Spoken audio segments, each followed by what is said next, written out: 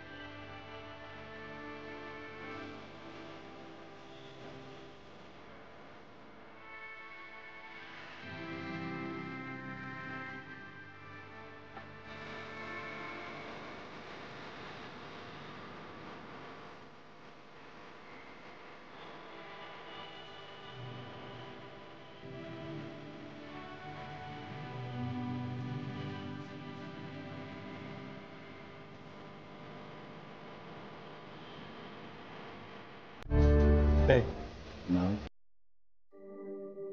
Huyu anaitwa Sara. Sara, huyu ndo mzee wangu.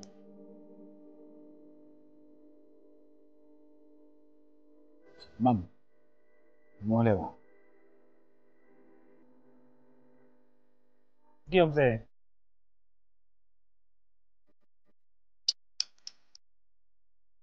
Mimi nilijua lazima huku kutakuwa na matatizo. Kwani tangu ulipokuja nipokea stendi, maneno yako sikuelewi kabisa. Maneno unayozungumza ya kinyume nyume tu, nikikuuliza hivi mara mafumbo mara nilijua si kwema huku. Kuna matatizo. Sasa hata kwetu nyumbani mimi, mama yako na ndugu zangu hatuna taarifa kama wewe umeolewa huko mjini. Aliyekuoa nani? Sikuwa namaanisha hivyo mzee wangu. Ulikuwa unamaanisha nini? Nilikuwa namjibia Sara. Huyo Sara ulikuwa mjibia hana mdomo? Basi yaishi. Hayaishi haya, mambo ya fedhea hayo kabisa mama. Hayaishi. Nimeolewa mzee. Umeolewa eh? Asante sana. Nashukuru. Mama furaha mzee. Utanipikia misusi, mtakwenda kula eh? Asante sana. Asante. Furahi.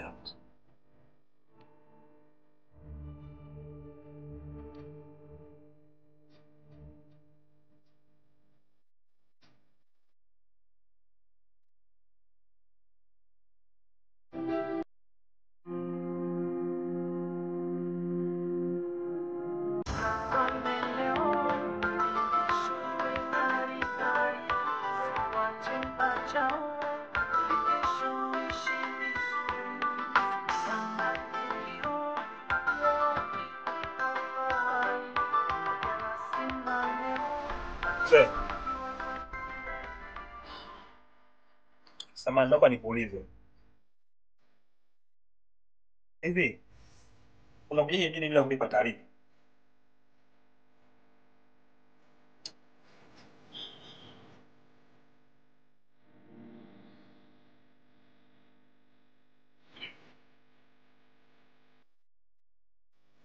Unajua maisha hapa mjini ni magumu sana. Pesa yenyewe inapatikana kwa shida. Hata chakula chenyewe pia hapa kinapatikana kwa shida. Ungenipigia simu kabla ya kuja huku. Alafu hivi mama kule kijini umeachana nani? Enze. Niulize sasa. Kwa hiyo haya yote mwakiongea hapo uko nisikilize.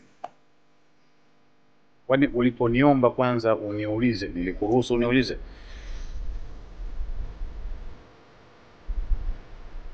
Sikiliza wewe. Hebu nipe begi langu niondoke. Sasa unakwenda wapi mzee? Mzee, unataka kwenda wapi sasa? Hata mama yako hajui nimekwenda wapi. Sikiliza. Hapa ni nyumbani mzee. Hivi sikuwa namaanisha hicho. Hapa ni kwako bwana mzee. Sara! Sasa Sara! mzee.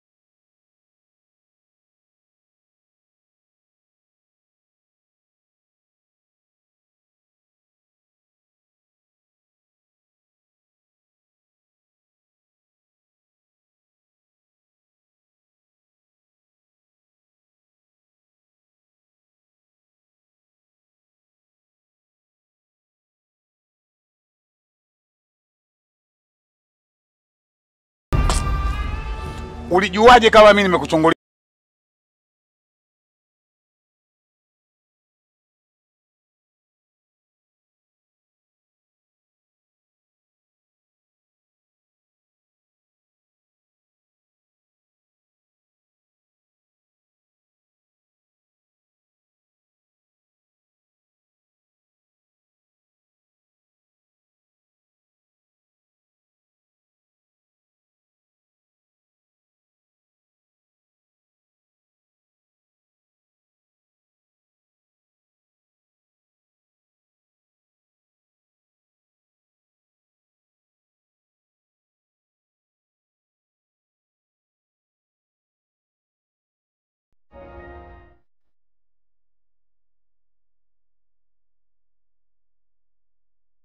Yaani kikweli babangu mkuu ana pisa. Alafu kila siku yaani kisa cha leo akifanana na cha jana. Yaani naenda na vumilia mpaka sasa nachoka. Hiyo ndio ndoa Sara. Kinachotakiwa ni uvumilivu tu. Yule ni babako mkwe. Yaani kikubwa ni uvumilie tu. Tutafanya nini? Afadhali nilikuwa wangu. Najua hapa na hivi hapa siku. Lakini yule kwa mwenzangu shoga yangu acha. Yaani nachoka. Hakuna namna. Mimi nachoa uvumilia tu. Nikishangaza zaidi. Yule mwenye babake ni wangu. Yeye ndo amechoka zaidi. Juzi tu ndio kuzungumza naye. Anawaza kumfanyia kitu yule mzee mwenyewe. Hapana. Hapana shoga yangu. Sikushauri hicho kitu kabisa. Kumbuka yule ni babake mzazi na wewe ni mkwe wako. Sisi waolewaji kwenye ndoa ni watu wa kupita tu. Kikubwa shoga yangu vumilia. Hiyo ndio ndoa. Vumilia lakini mzee na visa wewe. Ndio maana alisema kwa yao ndoa. Hiyo ndio ndoa shoga. Baadaye basi.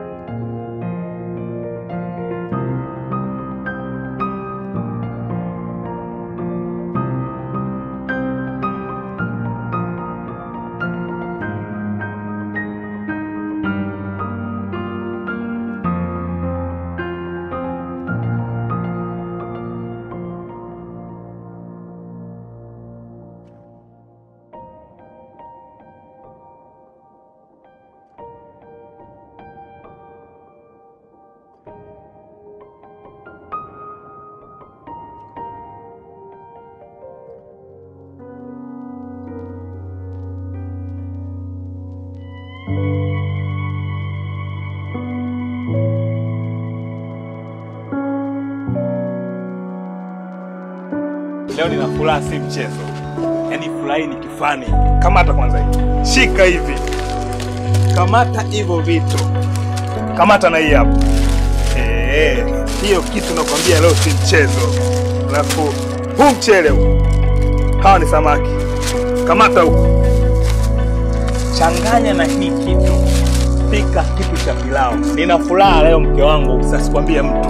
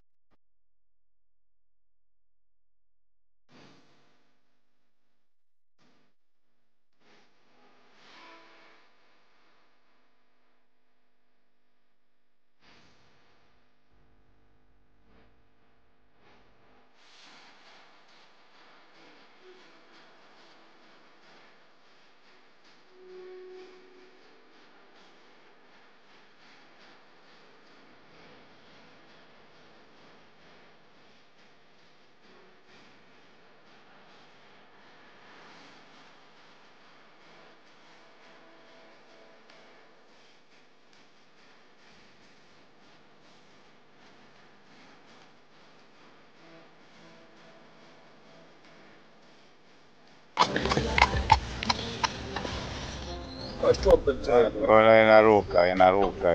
Ngoja shtua hapo, shtua mpemseka tu lake. Kwa nyumba nyingine uswate, tatoa nyingine. Wanangu noma sana hii. Sherehe.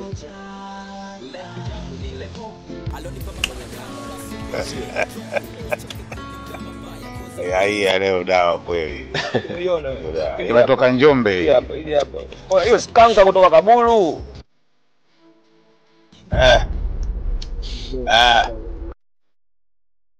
Dogo, na unaikaba roho dogo, unaikaba roho hiyo. Mzigo wa kike. Eva. Mzigo mbio.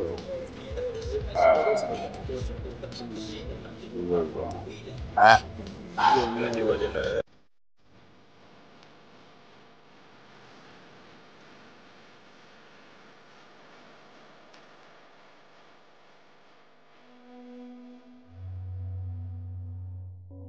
Sara, na maneno nataka kukueleza ni kwamba pindi utakapoona mimi na mwanangu tunakwaruzana au tunazozana, napenda wewe usiyaingilie maneno hayo kabisa, kwa sababu yule mwanangu atabaki kuwa mwanangu hadi kiama.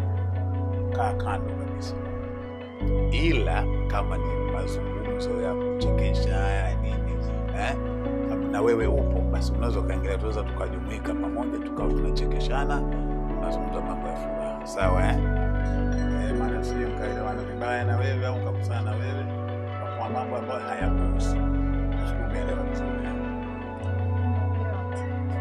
Basi mama, nenda kaendelea na shughuli zako.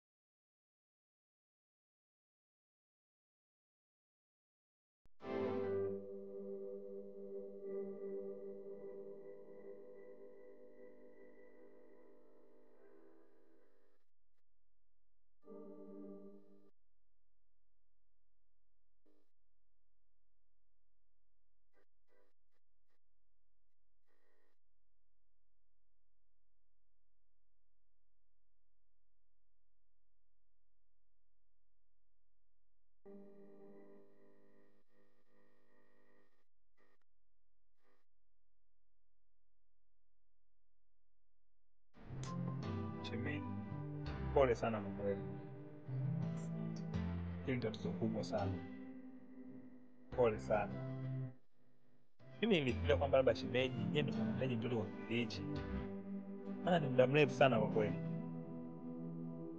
Labda mmejaribu kutumia dawa za hospitalini.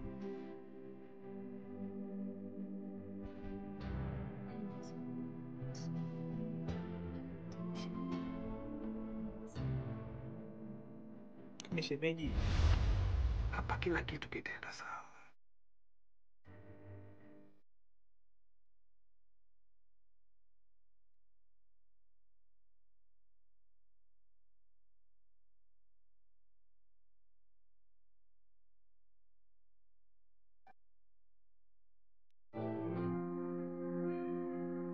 Nashukuru kukuona. Na habari njema. Habari nyeti. Yaani habari za kufurahisha kabisa. Habari gani tena hizo? Nakumbuka kuna kipindi ulishakuja kwamba wana shida kuhusu masuala ya uzazi. Sasa kuna mzee amekuja. Anazidiwa vizuri hizo dawa. Wewe una hiyo shida. Nikifanya nitumie fursa hii nikutafute nikuelezee mwenzangu. Hii sio kupuuzia, wala sio kuziacha. Nikulengeshe na mzee. Mkutane akusaidie. Wajua ni jambo zuri. Yaani ni jambo zuri sana. Nafurahi kusikia hivi. Shughuli yangu kiukweli unanijali na unanipenda. Yaani natamani sasa kupata mtoto. Nitafurahi sana. Yule mzee dawa hataki kuzipata. Ni mwezi huu Mmoja tu. mambo tayari. Kitu hicho. Nitafurahi. Nakwambia shemeji, yani mwezi mmoja tu. Ukipata masharti yako ukatumia vizuri, kitu kama tusome yani. Safi kabisa. Basi tufanye hivi shughuli yangu. Kwa leo au kwa kesho? Mimi nitahakikisha kwamba nakukutanisha naye. Basi Sawa. nitafurahi shughuli yangu. Madam mimi sawa mwenyewe mwa kulisimamia vizuri, nihakikisha kitu kinakwenda sawa. Basi usijali. Basi haya. Sawa. Haya. Yaani shemeji, mwezi mmoja tunakwambia yani mambo tayari.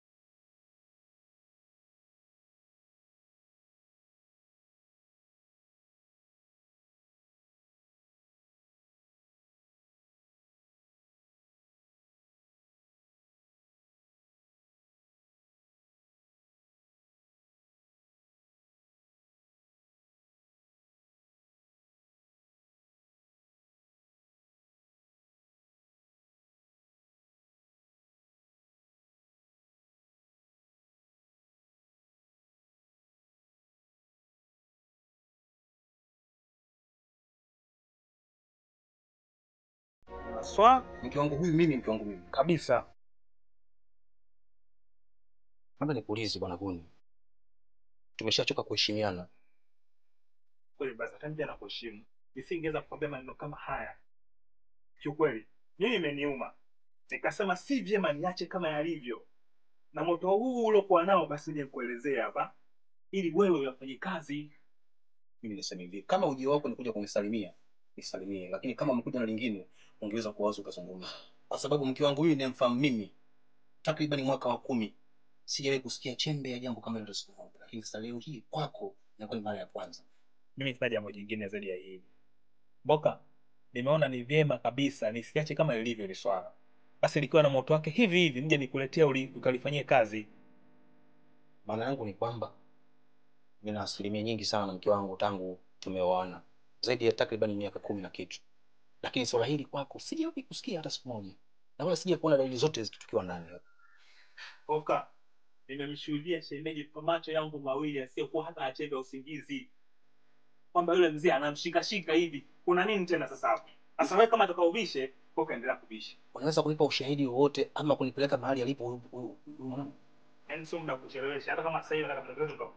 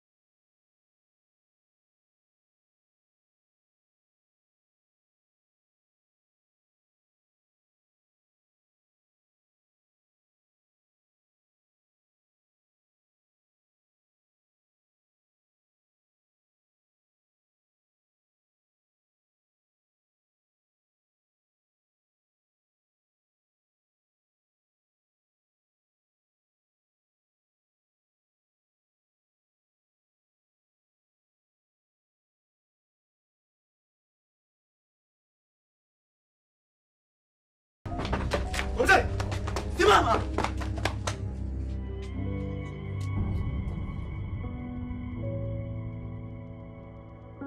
Guni, umesimamishwa na nini? Hebu nenda kamfuatilie.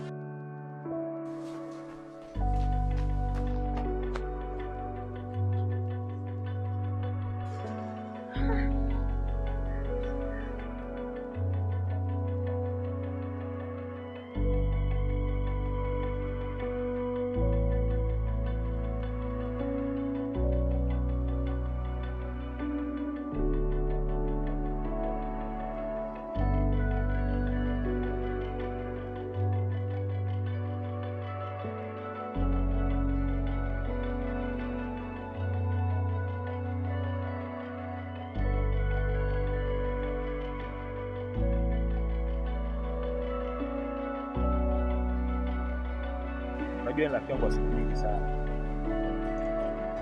Sijawahi kufikiria hata siku moja kama kuna siku unaweza tukavunjana na heshima mimi na wewe. Na wala sitarajii. Lakini tunapoelekea nadhani itakuwa hivyo.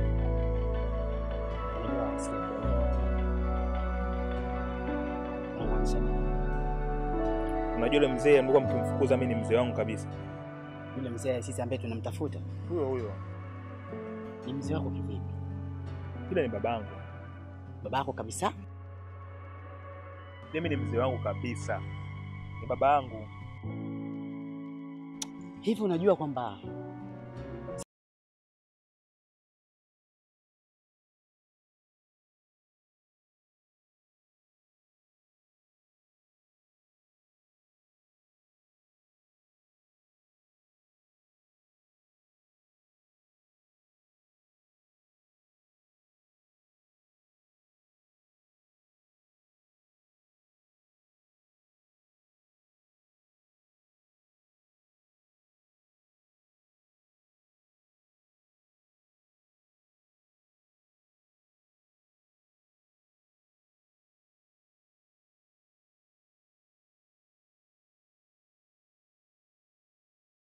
atashindwa, atarudi kijijini.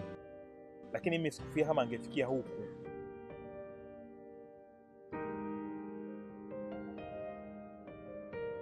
Unajua, katika siku ambayo nimeamua kukutoa thamani leo hivi, kwa haya mambo ambayo yametokea, akipata matatizo hujalifikiria hiyo? Unajua yule jamaa ana hasira sana.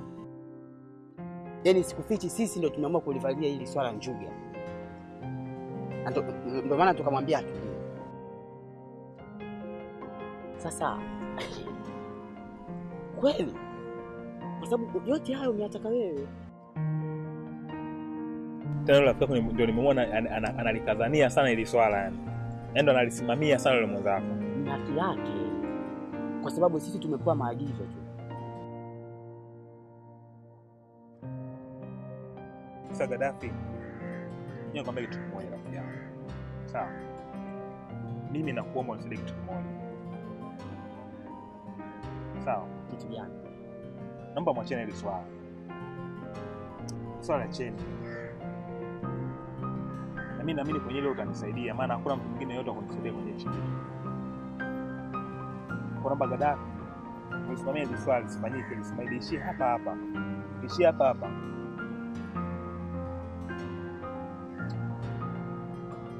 Sawa. Inawezekana. Unajua, sawa, tunaweza tukaamua hili swala lisifike sehemu nyingine, lakini sikufichi, yaani katika vitu ambavyo umevifanya vya kipumbavu, tena vya kipumbavu zaidi ya vya kipumbavu ni hicho. Usije ukarudia tena ndugu yangu. Cha kufanya sasa hivi, mimi nataka kwenda kwa mwenyekiti ukaongea naye kama tulivyoongea mimi na wewe. Kwa sababu mimi nimekusikiliza, lakini sina maamuzi ya mwisho. Sisi tumeagizwa tu. Sawa. Mimi nimekuelewa, lakini nafikiria mwenyekiti sidhani kama anaweza kanielewa hichi kitu. Ila kwa kuwa umenishauri hivi, acha tuniende. Nikamwelezea, anaweza kanielewa. Inabidi ufanye.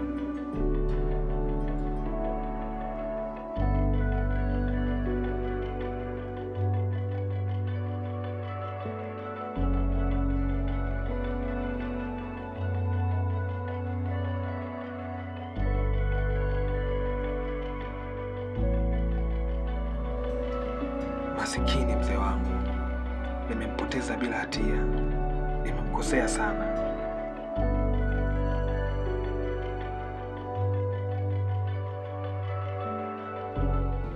Yule Mr. Kuni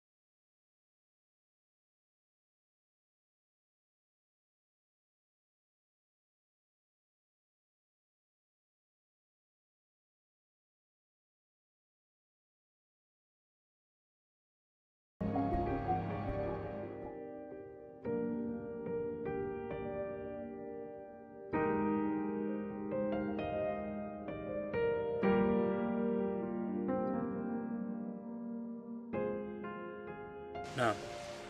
Kisha kufanya uwepo sasa dakika hizi mimi nakifahamu. Ulichokitengeneza, ulichokitunga, dhamira yako uliyoitengeneza kwa ajili ya tukio hili lililofanyika kwa faida yako, kumtoesha mzazi wako nyumbani asiwepo nyumbani kwako. Tukio lote nimelipata. Bahati nzuri nimekutana na kiongozi wa mtaa, mwenyekiti. Tumezungumza sana, amenipa feedback yote mwanzo mpaka mwisho. Kwa hiyo nalielewa vizuri nini ilikuwa maana yako kutengeneza kile kitu. Mimi niseme tu kwa upande wangu, si jambo jema. Kwa upande wangu mimi na mke wangu nimeshalitengeneza, na yeye ametambua, na nimeona kwamba tatizo liko katafute njia ya namna yoyote ukatengeneze wewe na mzazi wako, kwa sababu umemkosea sana. Kwa upande wangu umenidhalilisha sana. Hebu fikiria kwa mtu mzima kama yule pale kwenda kufanya kugombana naye kwa issue ambayo umeitengeneza tu. Hivyo kifikiria bwana Buni, kwa tukio kama lilifanyika, wewe unajisikia? Una amani kuliko? Nilikuwa naamini kabisa kwamba ulikuwa tunaheshimiana vizuri. Huko na sababu kutengeneza kitu ambacho hakina ukweli ndani yake. Alafu ni kitu ambacho kingesababisha athari kubwa. Mzee wako atakufikiria nini? Mimi nimedhalilika mbele za watu. Walaiki yote imenishuhudia. Hivi kwa mfano labda ningezidi kupata athari kubwa labda ya mwili wangu, ungeweza kunifidia gharama yoyote?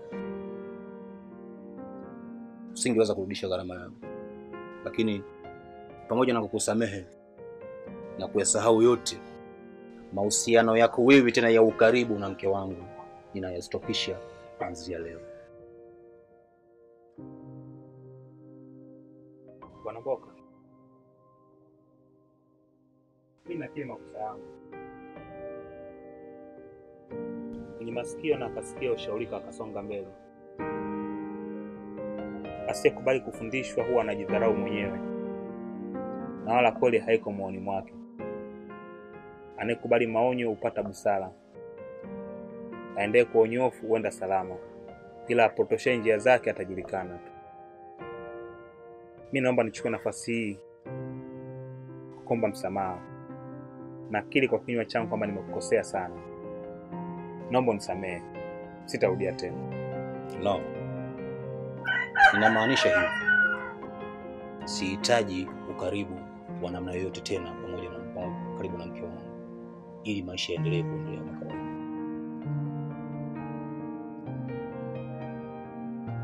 Kuna kitu kinaitwa ukweli. Ukweli una tabia kulipiza kisasi pale unapohisi umeupuuza. Umenyeleza ukweli, sitaupuuza. Nitaendelea kufanyia kazi, nitautendea kazi. Hakuna mtu yote aliyenishauri kwa hichi kitu. Mimi mwenyewe kwa utashi wangu ndio niliamua hivyo. Sitarudia tena. Tatu. Sawa.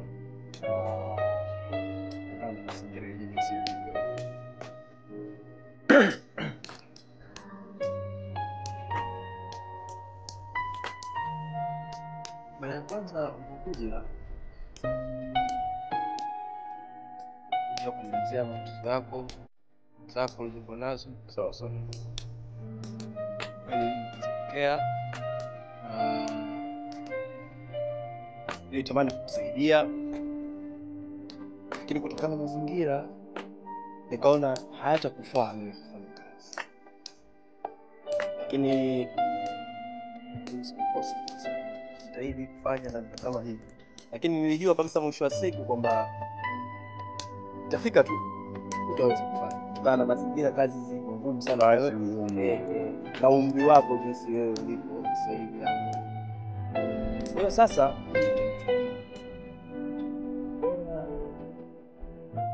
ni mpango wa wewe ndio sababu mazingira kazi yake ndio mwingi sana kupumzika. Nimeona cha kukusaidia kwa tumauli wewe ule nyumbani kwa kijijini, na hii iwe funzo kwa wakati mwingine. Sikurupuke tu mzee wangu kutoka kijijini kuja huku mjini kutegemea na mtoto kule mjini, basi nitaenda kule kile kitu. Maisha hapa mjini mzee ni magumu. Ni magumu, sio wewe mwenyewe unayaona. Sasa wewe utegemea kijana kama mimi nilivyo hivi. Ungenikuta sasa ndo bali. Yaani mtu anahangaika kutafuta elfu moja. Hiyo moja. Kwa hiyo unapotaka kuja mjini au unapotaka kwenda mjini kwa mwanao labda hivyo ndugu, ni lazima utoe taarifa mapema ili mtu ajipange, ajue gani anakuja. Kwa anaandaa mazingira yake vizuri. Wewe unakumbuka tu unakuja mjini kisha una mtoto mjini, mtoto wako mwenyewe ndio huyo, chumba kimoja na mke, nyumba yenyewe kupanga.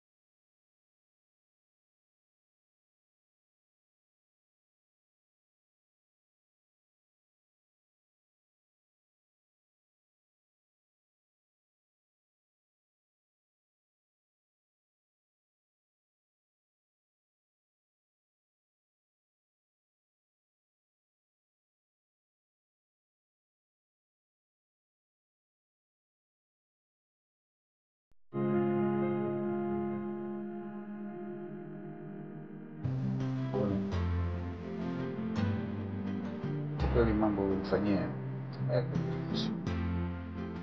tena hayaniridhishi kabisa, na nafikia kuhisi kwamba labda umenifanyia hivyo kwa sababu sio baba yako mzazi. Sana wewe light ingalikuwa ni baba yako mzazi, katu usingelifanya hivi sababu naniuma sana. Sema kweli mpenzi wa Mungu, inaniuma kupita kiasi. Kwa hiyo uamuzi wangu ni kuondoka na zangu mjini, mke wangu, basi nikaangalia maisha yangu mengine. Sio usifanye hivi. Haya yote sitafanya vitu kwa kesho wangu. Nimezaa tushika mbele. Katia maisha mimi kwa sana. kuchukua kama vile. Kwa hiyo sikuwaza zaidi, lakini haya yote ndio yanaletwa na mimi. Naomba kusamehe. Lakini kama nitakosa sasa naomba kusamehe.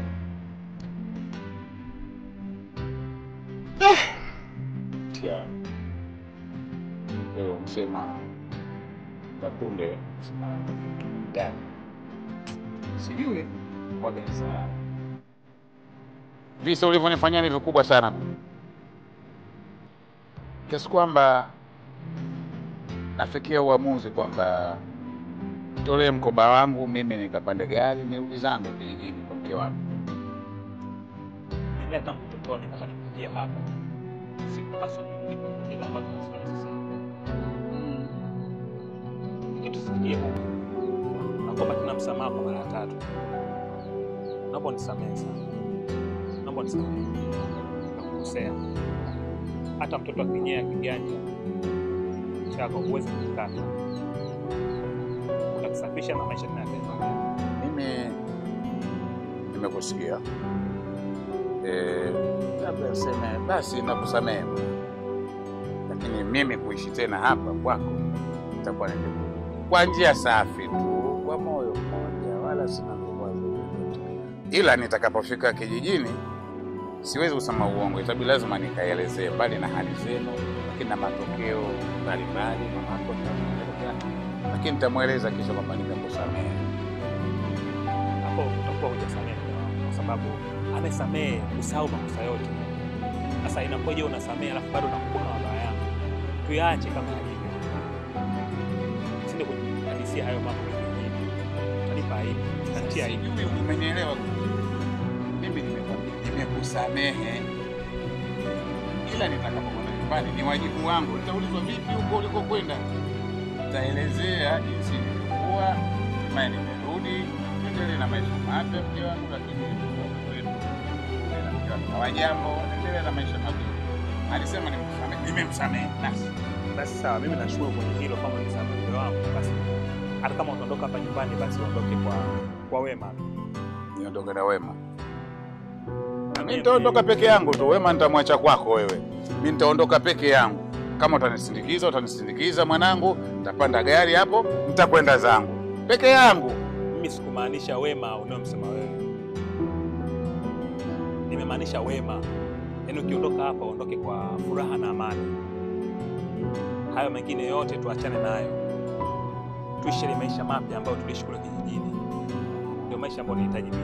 Lakini si vinginevyo ambavyo unafikiria wewe. Anisha kusamehe. Achukizo gani? Anisha kusamehe. Asante sana. Huyo kaniletee mkoba wangu mimi nianze safari. Au unasindikiza? Sasa mbona ondoka sasa hivi ndio? Subiri kwanza tule. Shibe ndio ondoke zako. Utaenda sasa hivi kijijini ndio kukuta mama amekuandalia miogo kule. Alafu hapo utaacha baga bure. Mbona unawahi mapema sana mke wangu? Ndio nitesa hayo. Sasa kule miogo mwanangu si ndio ile unikuza mimi na wewe pia unikuza mpaka mnakuja huko Nyayo hawa nani baga sio nani. Lakini miogo imenikuza. Okay, basi nitasubiri chakula. Basi poa. Nitawasubiri hao baga basi. Ndio uandaliwe. Asante.